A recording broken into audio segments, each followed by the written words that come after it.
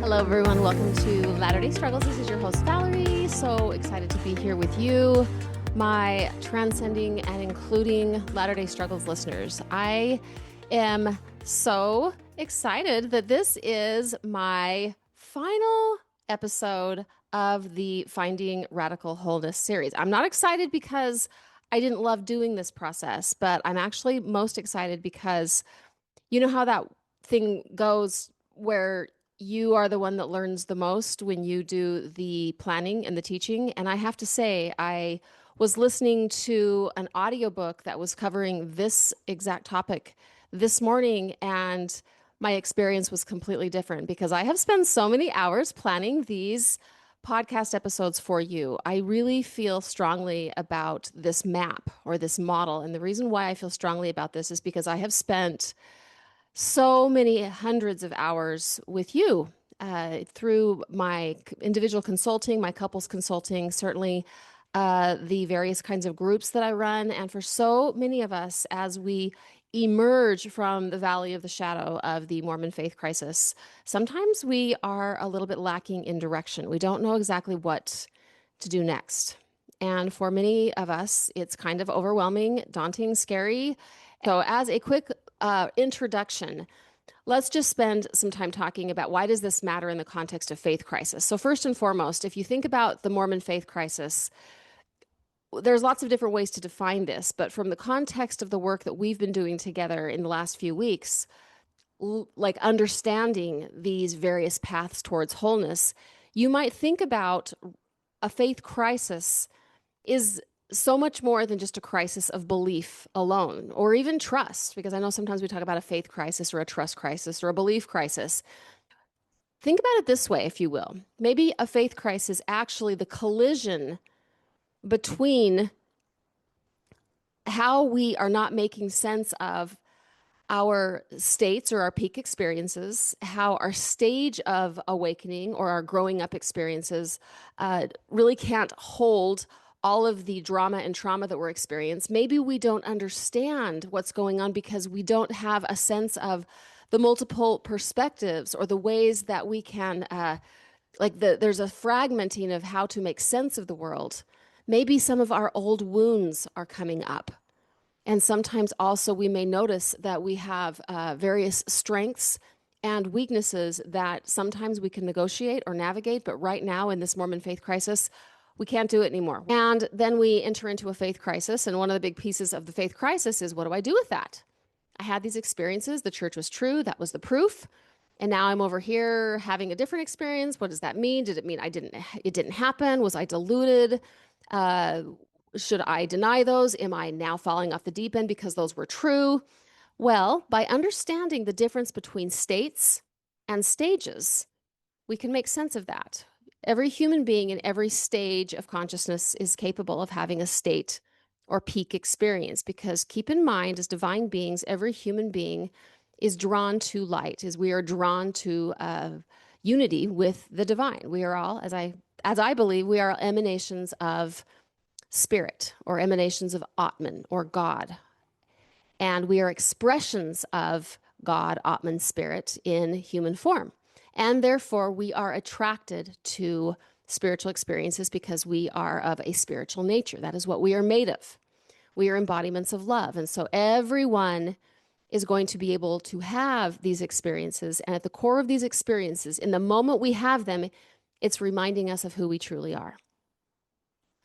And then, when the experience ends, we quickly return back to whatever stage of development we are at, and we filter the experience through our understanding of reality from that stage of consciousness. And that, my friends, is a way to better understand what your spiritual experiences were all about all those years ago. So you may have felt something profound and deep and real about something. And whatever you were feeling was very likely something that connected you with something greater than yourself, greater than this world, this life, this experience, the church. And then oftentimes we translate that back into proof that the church is true or something like that. You can focus on becoming a meditator if you want to work on this waking up tenet. You can focus on your strengths and your weaknesses, acknowledging that you have lines of development that are strong and lines that are weak, and that by doing so, it's helping you grow up or work on your overall stages of development. You can look at your shadows and acknowledge that to the degree that I am willing to look at these wounded parts in my past, this also contributes to my overall growing up. And we can also look at or practice showing up, which is recognizing that the world is complex. And to the degree that I am able to see the world through multiple perspectives, I will see the world through the eyes of reality and not distortion. Okay, last but not least, I wanted to just spend a second talking about the core of all of this growth and development. Who is running and navigating all of this messiness or this complexity that is within each and every one of us? In other words, there are these 5 tenets that are sort of running in the background, or in some cases, maybe we haven't been aware of them, so we haven't really been thinking about them. Maybe we've never done shadow work, or maybe we've never thought about the 4 perspectives. And so to the degree that we have this awareness that there's this map of healing and of awakening and of growth, the self, the true self, is at the helm, helping each and every one of us grow to our human and divine potential. This is a quote by the author of the book that I've been referencing here. The book is called Finding Radical Wholeness by Ken Wilber, philosopher and theologian. And this is the quote. He says this: "The self has to juggle and navigate whatever basic levels of consciousness are present, and whatever developmental lines and discrete talents. The self also has to manage our shadows, all the shadows that are present and our various states of consciousness. All of these are juggled by the self.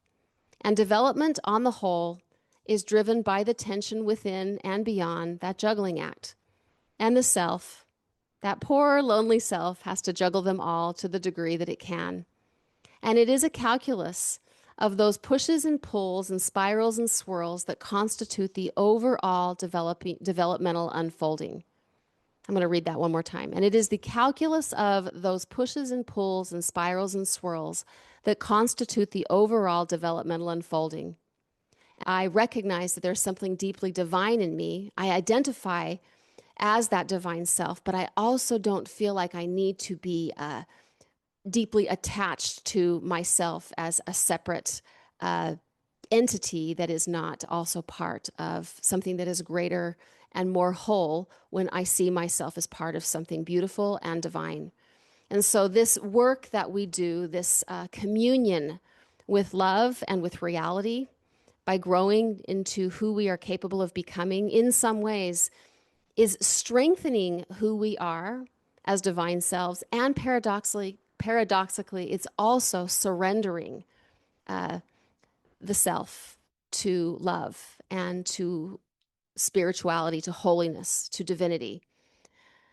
So this ends this series about how we can find radical wholeness. I will assure you that this series is somewhat foundational, and we will refer back from time to time to these various aspects. You're going to hear me talk about, say, for example, shadow work. I've returned to that from time to time. That's an important part of psychological development. And now also we can be talking more and more about some of these other tenets of finding radical wholeness, or finding healing, growth, and transformation through these various paths. So stay tuned as we tackle these concepts together. And if you want to read the book that I am referencing, it is called Finding Radical Wholeness. Thank you all so much for being here. If you're in my live fellowship, we will be talking about this as a community. It's such a fun, sort of organic book club sort of session where we just talk about what we're learning, how we're growing, what we're noticing, what our questions are. So if this is something that interests you, reach out to me at admin@latterdaystruggles.com. All right. Thanks, y'all. We'll see you later. Bye. Thank you for listening to Latter-day Struggles. If this podcast has supported your faith journey, we invite you to explore the many ways you can continue your healing and growth with us. On our website, you'll find support and processing groups, marriage and parenting courses, and free resources to support where you are in your faith journey. You can also join Valerie in the live fellowship gatherings throughout the year, where we connect, process the podcast, and build meaningful friendships with others on similar paths. If cost has ever been a barrier, we offer podcast scholarships funded by listener donations. To explore all of these offerings, visit the link in today's show notes or go to latterdaystruggles.com. And if this podcast has been meaningful to you, leaving a 5-star review is one of the most powerful ways to help others find this work. Latter-day Struggles is proud to be part of the Dialogue Podcast Network. Dialogue Podcast Network.